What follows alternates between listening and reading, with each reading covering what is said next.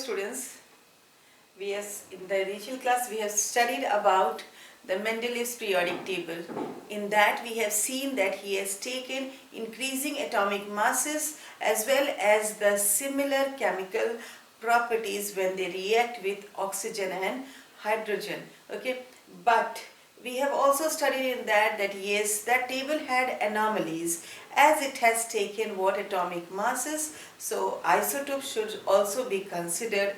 Increasing atomic masses, but anomalies were there. Cobalt was kept before nickel even though having more mass. So studying these anomalies, okay, Moseley, okay, he came forward and he said that atomic number is more fundamental than atomic mass. Okay, he saw that when the elements are arranged according to the increasing atomic numbers, okay, then the properties are repeated after certain interval of time. So here he modified that, yes, periodicity over here, that yes, it is the function of the atomic number more becomes fundamental, okay, and when it is arranged according to the atomic number, the properties are repeated. Okay, so here periodicity is explained in terms of atomic number.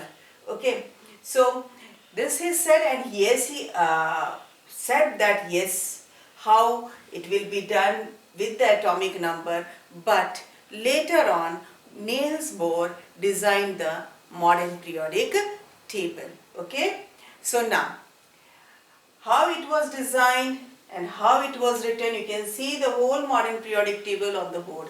Okay, here we can see that yes, it consists of again the columns and the rows. Okay, the columns you can see from up to down, rows, rows, these are the periods, okay, which are the horizontal ones, they are periods, and the which are vertical, they are known as groups. So here we can see that this modern periodic table consists of 7 periods. And how many groups? You can see over here the vertical columns all. So how many groups? 18 groups. Okay. And then here all the elements you can see from hydrogen, lithium, beryllium, okay, and there you can see helium. So if we see atomic number of hydrogen, it is 1, helium it is 2, okay, lithium it is 3, beryllium it is 4, boron it is 5, carbon it is 6, nitrogen it is 7, oxygen it is 8, fluorine it is 9, and neon it is 10, and so on, sodium 11, magnesium 12. It is going on increasing when these elements are seen according to the periods when we move from left to right. Okay, you are seeing that yes, it has been arranged with the increasing atomic numbers. Okay, now here we can see that in Mendeleev's periodic table, okay, the position of hydrogen was given in group 1 with the alkali metals. That problem has also been solved in the modern periodic table. How? Let's see. Here you can see there is a space between this hydrogen and lithium in group 1. Even though this hydrogen belongs to period 1, okay, but by seeing in which group it is, no group has been allotted. It is just placed above this lithium, but you can see that space is there. So it is not belonging to group 1. It can be placed over here also. Okay, some books you will be seeing it is placed over here. Okay, but it belongs to period 1, so it should be above only. Okay, but group has not been assigned. Why? You all know that yes, this hydrogen, okay, it consists of one electron in its outermost orbit or the valence shell, okay, resembling the alkali metals, okay, but yes, other properties when we are seeing that yes, this hydrogen resembles these alkali metals as well as these halogens also, okay, and because if it gives one electron during the reaction, it is behaving like the alkali metals, but if it takes an electron and becomes stable, it behaves like the halogens, okay. So it can't be placed in group 1 only, it can be placed in 17 also, so no group has been assigned to hydrogen in the modern periodic table. But yes, the shell number represents the periods, okay, the shell number is represented by small letter n, okay, and here you can see all the periods, okay, 1, 2, 3, 4, 5, these are representing the shell number, okay. So hydrogen in its first shell only it has the electrons, so naturally it belongs to period 1, okay. Lithium goes till second, sodium goes to third shell, potassium fourth, rubidium fifth, cesium sixth, okay. So accordingly in which shell the last valence electrons are present, that identifies that yes, or that represents the period number, okay. Now what represents the group number then? The number of electrons,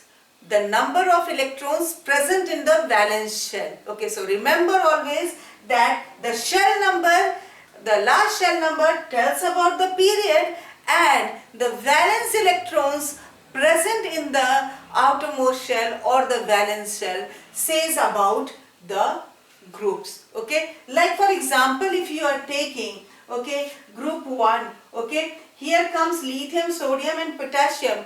Just do the configuration, you will be seeing how many electrons are present in case of lithium. Lithium has got the atomic number of 3, but sodium has got 11 and potassium has got 19, okay. So just do the configuration, you will be seeing for lithium it comes 2 and 1, okay. Sodium it is 11, so it comes 2, 8 and 1, okay. Potassium we are seeing it comes 2, 8, 8 and 1, okay beta. So what happens here, by the atomic number writing the electronic configuration, okay, the valence shell it is consisting of 1 electron, okay, as you go with rubidium, cesium and francium also, okay. So here this will belong to group 1. Likewise you can see for beryllium, magnesium, calcium also, okay. Beryllium has got 4,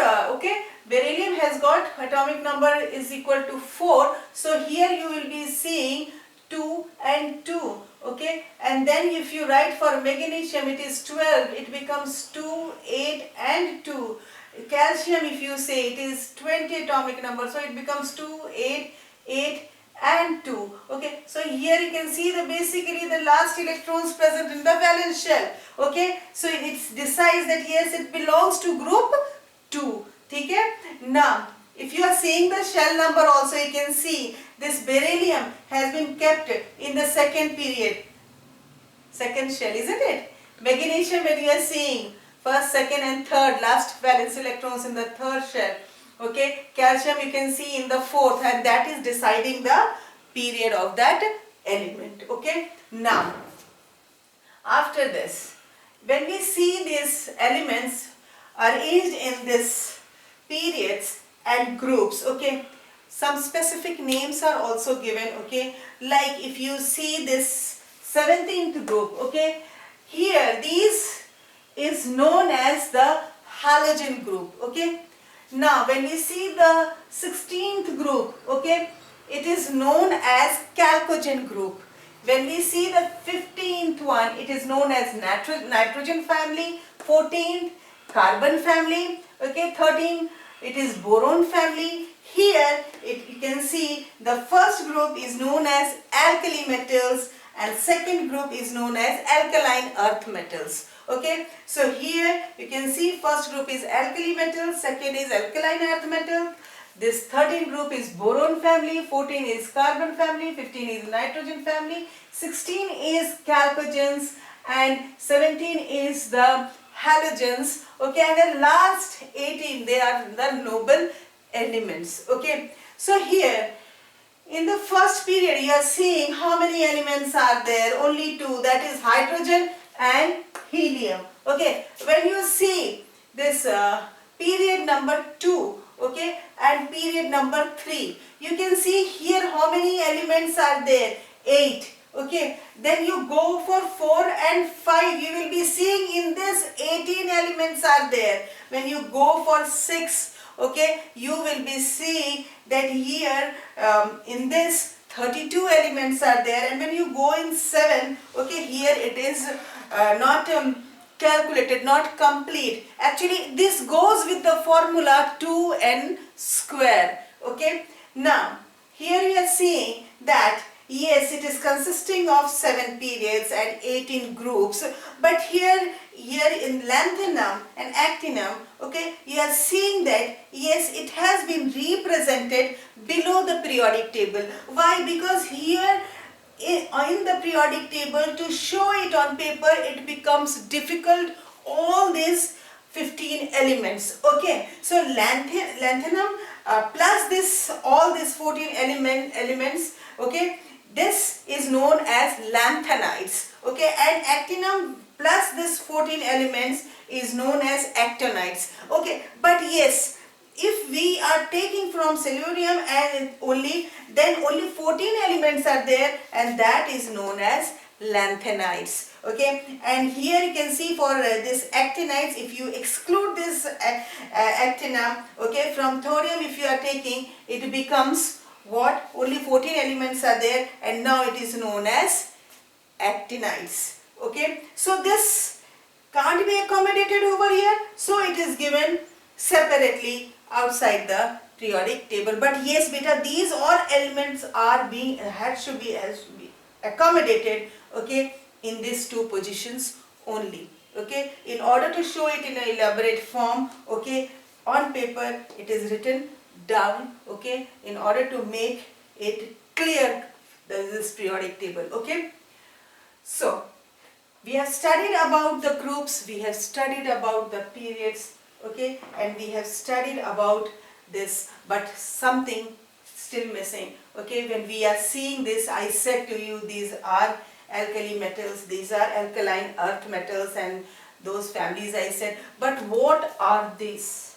From this group 3 to group 12, okay, these are known as transition metals. Okay, here you can see that this alkali metals and the alkaline earth metals, they are metals, isn't it? But here when we are seeing from group 13 to and moving on, here actually what happened, mainly what is present?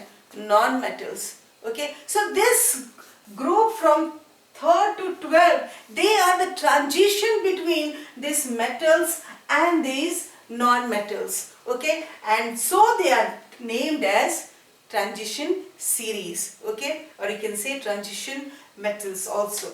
Okay, so here one more thing is there, this alkali metals and alkaline earth metals, they are also known as what? Or they are S block elements. Okay, and from here 3 to 12, okay, they are transition elements. Okay, and here in this, if you are seeing, I have said to you that these are the boron family, carbon family, nitrogen, oxygen, fluorine. Okay, oxygen, the chalcogen family, fluorine, it is the halogens. So here this transition series or this transition metals are separating the metals and the non-metals, or carrying out a transition between the metals and the non-metals. So now by seeing this modern periodic table, we can say that yes, it has solved all the limitations of Mendeleev's periodic table. Okay, solved all the limitations of Mendeleev periodic table, because I said you that yes, Mendeleev took atomic mass, increasing atomic mass for his arrangement in his table. Okay, arrangement of elements in his table. Okay, here it was replaced by atomic number. So the idea of isotopes and all just can be excluded now, because in that the atomic number is similar. Okay, when arranged, these elements were arranged according to this atomic number. Okay, so we have seen that yes, in cobalt and nickel there came a difference in the atomic mass, isn't it? That yes, this cobalt is having more atomic mass and nickel is having less atomic mass. Then also cobalt was kept before. Here it has been solved with atomic number, because here cobalt, its atomic number is 27 and nickel is 28. So that problem also was, that anomaly was also solved. Okay, here we are not seeing subgroups like Mendeleev's periodic table, which was quite confusing, isn't it? And so here the Mendeleev's limitations of the Mendeleev's periodic table was solved by this modern periodic table. Okay, and here in this, but if we say about the limitation of this modern periodic table by seeing the modern periodic table, okay, we can see that yes, here this lanthanides and actinides is not accommodated in this table itself, isn't it? It should be accommodated, but it is not accommodated in the modern periodic table. Okay, and now one thing more, if we are seeing in this, we have said it is arranged according to this electronic configuration, okay, valence electron. One thing you are seeing in the modern periodic table, that helium has been kept in group 18. Okay, in group 18 we are seeing the valence electron which is mainly present is how much? If we are seeing for neon, it is having atomic number of 10, so it becomes 2 and 8, and here it is having 8 electrons, isn't it? So but when we talk about helium, okay, so helium, when we are seeing only in the first 2 electrons, the valence shell, then also it is kept in group 18. Why? Because the properties of helium is resembles to that of group 18, and so it has been kept in group 18 and has not kept in group 2. So this bit slight limitation here occurs, because if we are saying that yes, in the group it is arranged according to the valence electrons present, okay, here helium is being kept in group 18 even though it has got 2 electrons in its valence shell. So basically only this difference, this demerit is there for the modern periodic table. Okay, rest all the limitations of Mendeleev was solved by this modern periodic table. Okay, so here one more thing, this you are seeing the transition of metals, okay, towards the non-metals. Here you can also see that yes, the metalloids are present, okay, over here, this boron, silicon, germanium, arsenic, okay, antimony, tellurium and polonium, okay, these are what the metalloids, okay, which has the property of both metals and non-metals. So now let us study about the trends in the modern periodic table, how variations are occurring over here in the specific period of time and why it is occurring, okay, and how it is occurring. We all will be studying over here by taking certain criterias. Okay, so first criteria I am taking is the valence electrons. Okay, when we are saying about valence electron, we see in group 1, okay, valence electron is 1, in group 2 the valence electrons are 2, okay, likewise you are going on, okay, you are seeing in boron, this boron family, okay, the valence electrons are 3, in carbon it is 4, nitrogen it is 5, of this chalcogen or the oxygen family it is 6, halogens it is 7, okay, and yes, in this the noble elements it is 8, okay. So here the valence electrons, actually when we are moving, okay, from left to right, it is increasing, okay, but when we are seeing in group, the valence electron remains similar. If we are seeing group 1, valence electron is only 1, okay. So here a word comes valency. So what is this valency? Valency is the combining capacity of any element. So what is this combining capacity actually? All the elements, they want or they need to have 8 electrons in its outermost shell, in its valence shell, okay? And if 8 electrons are not present, it is not stable, because it will go into bond formation, okay, and it will form the bond. and as the result, the electrons which are participating in the bond formation, they are deciding the valency of the element. Like, if we talk about group 1, the valence electron is 1. Okay, so its valency also becomes 1, because if it gives 1 electron, okay, it will become stable, isn't it? For example, you can take the example of this sodium. Okay, sodium in its valence shell, it is having 1 electron. Okay, and if we are taking chlorine from there, okay, from the halogen family, it is having 7 electrons in its valence shell. Right? So what happens if it gives this 1 to this Cl? Naturally this Cl will now have 8 electrons, and this will also have 8 electrons now, because atomic number of sodium is 11 and for chlorine it is 17. Okay? So what happens in this sodium, here you will be seeing in the first shell it is 2, second it is 8, and third it is 1. If we talk about chlorine, okay, in the first shell it is 2, second shell it is 8, and the last shell it is 7. This is being given to this chlorine. Now it is having 8 electrons in its outermost shell, it is becoming stable. So this is deciding the valency, isn't it? The valence electron, here it has been given to chlorine. Here it is participating in bond formation, its valency is 1. It is giving 1 electron, okay, to become stable. So when we talk about the alkali metals, yes, its valence electron decides its valency. When we talk about this alkaline earth metals, its valence electrons also decide the valency, because magnesium, if you take, it becomes how much? It is 12 atomic number, so it becomes 2, 8 and 2. So it can give this 2 electrons and become stable, isn't it?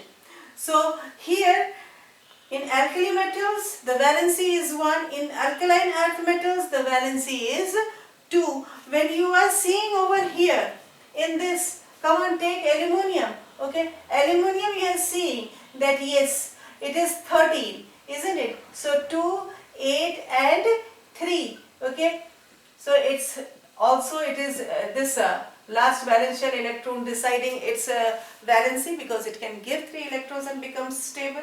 Okay, take it for this 14th family, that is the carbon family. Okay, silicon we are seeing it is 14, so it becomes 2, 8 and 4. Now this, to give this 4 electrons, it becomes difficult, because tremendous amount of energy is required. And so what happens over here, it goes into what? Sharing, and from here we can calculate the valency in this manner. 8 minus 4, that is 4. Okay, likewise for nitrogen, if you are seeing, okay, nitrogen, its atomic number is 7. Okay, so it becomes 2 and 5. So now how the valency will be written? 8 minus 5. Okay, and that is what? 3, isn't it? So here it will be 3 for this nitrogen. Okay, now but here you should know that yes, this nitrogen, okay, it takes the electron, or it goes into sharing of the electrons. Naturally, if it is taking the electron, okay, so here negative charge will be there, but yes, the valency will be written as 3 only. Okay, now coming to this chalcogen family, oxygen, if you see for oxygen, it is 8, atomic number is 8, so it becomes 2 and 6. So now you will write the valency by 8 minus 6, that is 2. Okay, likewise go to the halogen family, that is fluorine. If you are seeing, okay, fluorine, it is 9, isn't it? So it becomes 2 and 7, so 8 minus 7, okay, that is 1. And in the last, if you go, naturally neon, if you are taking neon, it is 10. Okay, it becomes 2 and 8. So now no valency, 0. Does not go into combination or forming the bond. Okay, so this is how we determine the valency of any element. Okay, so when we see this about the valency, okay, so you have seen that the valency of alkali metals is 1. Okay. Second, alkaline earth metals, it is 2. Here, boron family, it is 3. For carbon family, it is 4. And for nitrogen, it is how much? 3, isn't it? And for this oxygen, it is 2. And for oxygen, or you can say chalcogen family, okay? And this halogen family, it is 1. And yes, the noble metals, it becomes 0. Okay. So basically we have seen that yes, the valency of the metals is determined by the valence electrons, okay, present in the last valence shell. Okay, but valency of the non-metals are determined by 8 minus the valence electrons present, isn't it?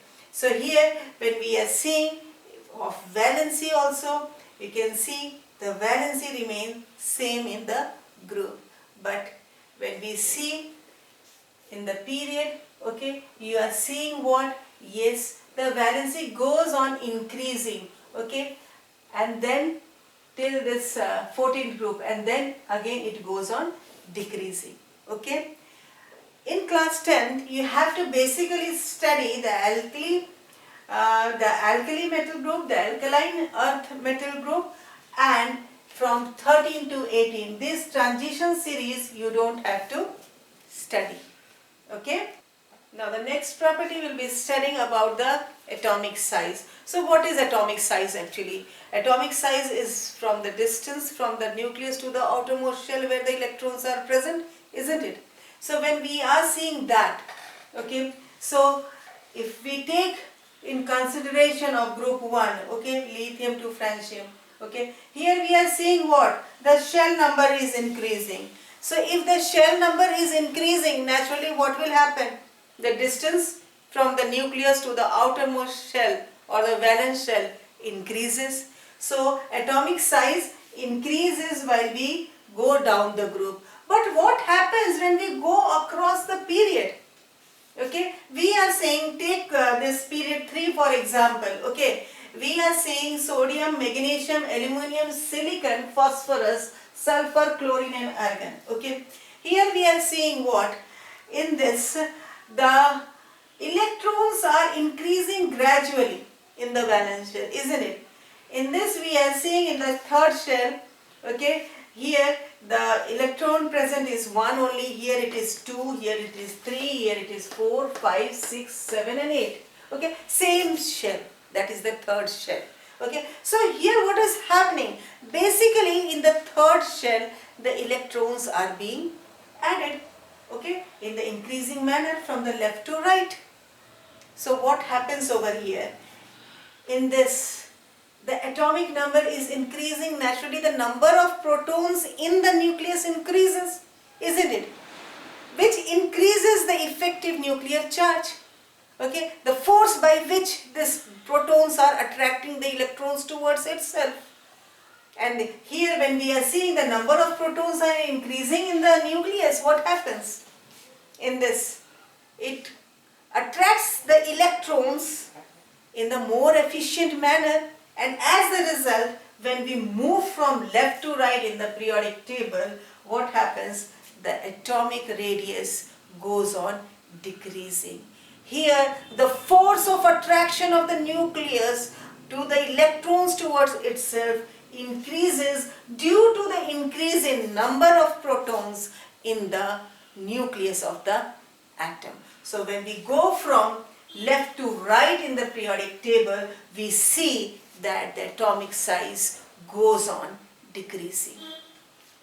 So now next we are going to study about the metallic character and non-metallic character. Okay, here we can relate this metallic character with the electropositive character, okay, and non-metallic character with the electronegative character. Okay, so when we are talking about the metallic character, I said we will be taking electropositive character. So what is this actually? The tendency of this element to lose electrons, okay, gives it how easily it loses the electrons. It gives it the more positive charge. Like when we see in the group 1, taking for example group 1, okay, lithium, sodium, this potassium, rubidium, cesium and francium, we are seeing that shell number is increasing and they are having the valence electron only 1, and that is its valency also, you all know. Okay, so what happens here when this lithium, sodium, okay, they try to lose the electrons, more energy is required, but when we go down, okay, till francium, here less energy is required. Why? Because the distance between the nucleus and the outermost shell is too much, so here nuclear force become very less, and they don't hold the electrons with the strength like the elements at the top. Okay, and as the result it can lose the electrons very easily. So what happens over here, the metallic character you will be seeing that it goes on increasing when we go from top to bottom of the group. Okay, and here electropositive character also goes on increasing, because I said to you metallic character, do it with the electropositive character. But when we talk about the non-metallic character, okay, so here if we see the example of group 17, okay, then in this you are seeing what, this, the non-metallic character goes on decreasing. Okay, it means what, here the electronegative character goes on decreasing as we go down the group. Okay, because here you are seeing in the non-metals they are taking the electrons, isn't it? Difference is there, and if it is taking the electrons, naturally the nuclear force should be more to attract the negative electrons, isn't it? And so here we are seeing what, this, the non-metallic character goes on decreasing from up to down, and electronegative character also goes on decreasing from up to down. This we have studied in case of groups. Now when we talk about the period, okay, taking the third period for example, okay, what do we see? This electronegative character, what happens? If we are talking about electronegative character, it is going on increasing from left to right. Okay, but when we talk about electropositive character, what happens? It goes on decreasing from left to right. So we can say that metallic character goes on decreasing from left to right in the periodic table, and yes, non-metallic character goes on increasing from left to right in the periodic table. Okay, now let us study about the nature of the oxide, how it will be formed, okay, when we go from left to right in the periodic table. So we all know that the metals forms basic oxide and non-metals forms acidic oxide. But how is the property, okay, here shown by the oxides from left to right? Let us see. Okay, now we are taking this period number 3 for the explanation. Okay, here you can see this sodium, okay, Na2O, okay, it is what, basic in nature, MgO, okay, the second element. Okay, here you are seeing that yes, it forms basic. Okay, coming over here, okay, aluminium, Al2O3, okay, then SiO2. Okay, this you will be finding that this is what, amphoteric in nature.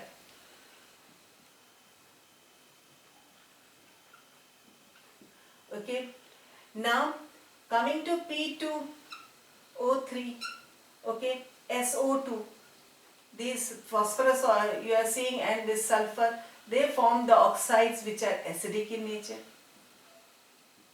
Okay, and when we go to chlorine, Cl2O7, okay, this is strongly acidic.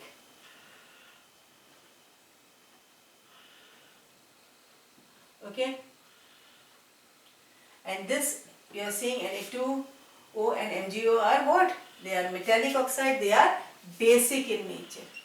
So we are seeing that as we move from left to right, for the period we are seeing here, left to right, we are seeing that yes, first they form basic and then they form amphoteric oxide, then the acidity of this oxide goes on increasing, okay. Like for the oxides of phosphorus and sulfur, they are acidic in nature, but when we talk about this chlorine, okay, the oxides which they are making, they are strongly acidic in nature, okay. So this is the nature of the oxide across the period.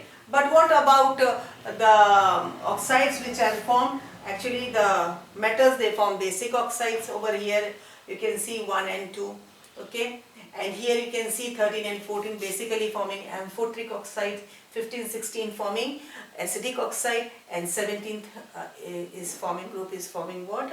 The strongly acidic oxides. Now talking about the electronegativity, okay.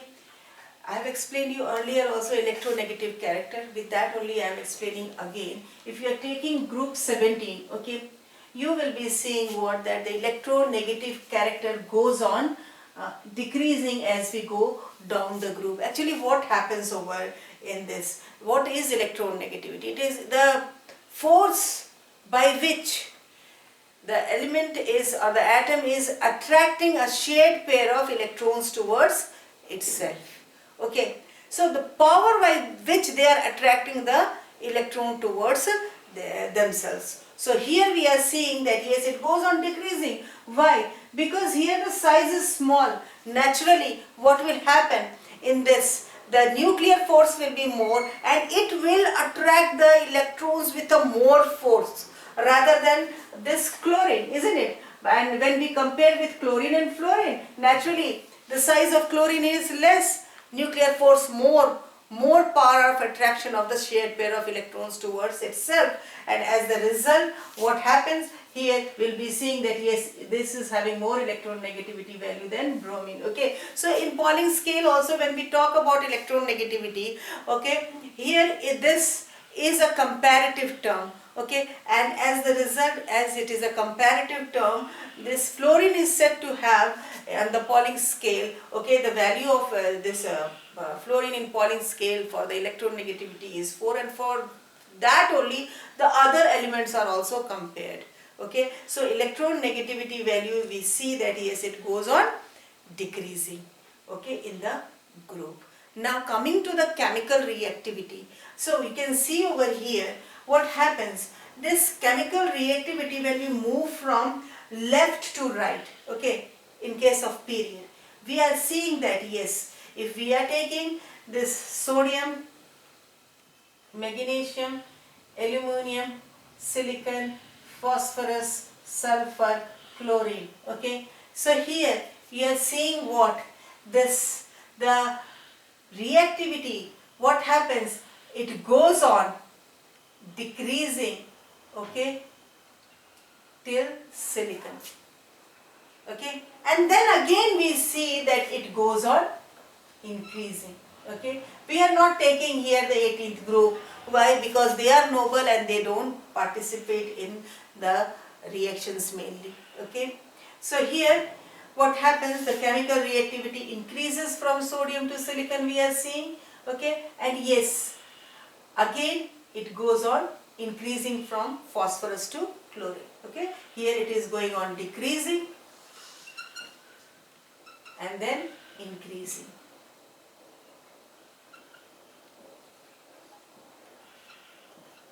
okay. So this is all the characters we have discussed, okay. And here also, if you will be seeing the chemical reactivity in the group, okay, in this group 1, if you are taking for example, okay, you will be seeing that yes, it goes on increasing only because it can lose the electrons easily as the shell number increases, isn't it? And here you will be seeing that yes, it is going on decreasing in case of non-metals, okay, because here what happens, the nuclear force, it becomes it goes on decreasing to attract the shared pair of electrons towards itself, okay. So this is all about the modern periodic table. Hope you all might have understood it. Good day, take care.